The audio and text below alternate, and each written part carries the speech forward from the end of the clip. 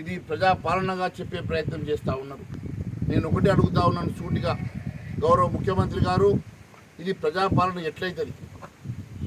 తెలంగాణ రాష్ట్రం సెప్టెంబర్ 17, 1948లో ఈ ప్రాంతానికి స్వతంత్రం వచ్చింది. యావత్ భారతదేశానికి ఆగస్టు 15, 1947లో స్వతంత్రం వస్తే తెలంగాణ ప్రాంతం ఇంకా నిజాం నిరంకుశ పాలనలో కొనసాగింది. 13 నెలల పాటు నిజాం నిరంకుశ పాలనలో రజాకర్లను ఒక మిలిటరీని ఏర్పాటు చేసి రజాకర్లతో ఈ ప్రాంతంలో ఉన్నటువంటి ఆడపడుచుల మాన ప్రాణాలతోటి, యువకుల హత్యలతోటి ఈ ప్రాంతాన్ని భయానకమైనటువంటి వాతావరణంలో 13 నెలల పాటు ఈ ప్రాంతాన్ని అరాచకంగా పాలించిన సంగతి మీకు తెలుసు. తెలంగాణ రాష్ట్రం, తెలంగాణ ప్రాంతంలో రజాకర్లు చేసిన అరాచకాలు అన్నీ కావు.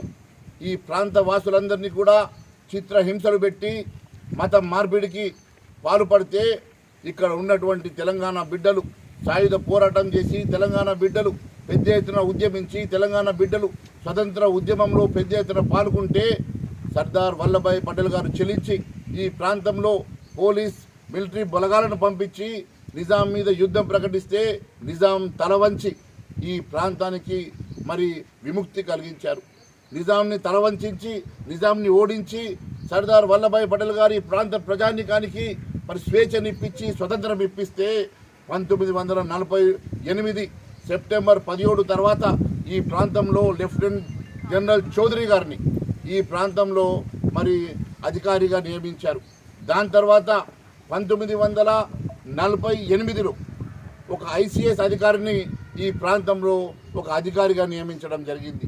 దాని తర్వాత 1950లో ఒక మరి నలుగురు మంత్రులతోటి ఒక కమిటీని ఏర్పాటు చేశారు. 1952లో ఇక్కడ మొదటిసారిగా ఎన్నికలు జరిగి ఈ ప్రాంతంలో ప్రజాస్వామ్యం వచ్చింది.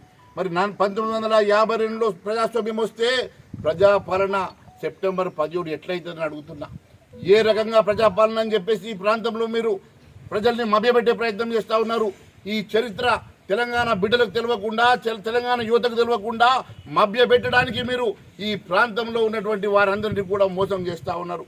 ఆ రోజు ఇదే కాంగ్రెస్ పార్టీ చూడలేక 1956లో మళ్ళీ తెలంగాణ ప్రాంతాన్ని ఆంధ్ర వాళ్ళతో విలీనం చేసింది మీరు కాదా? మళ్ళీ ఉద్యమం పెద్ద ఎత్తున వచ్చి మళ్ళీ తెలంగాణ వేరుపడ్డ తర్వాత కూడా మొదటిసారి కాంగ్రెస్ అధికారంలోకి వస్తే మీరు కూడా ఈరోజు మళ్ళీ ఈ 17 సెప్టెంబర్ని మరి ఎందుకు అధికారికంగా మీరు మరి లిబరేషన్ డేగా మరి ప్రకటించడం లేదో మీరు చెప్పాల్సినటువంటి అవసరం ఉన్నది. కేవలం ఎంఐఎంకి భయపడి, కేవలం ముస్లిం ఓట్లకు భయపడి, కేవలం మజ్లిస్కి భయపడి మాత్రమే మీరు ఈ రకంగా మరి మీరు దాటవేస్తున్న సంగతి ప్రజలు గమనిస్తున్నారు.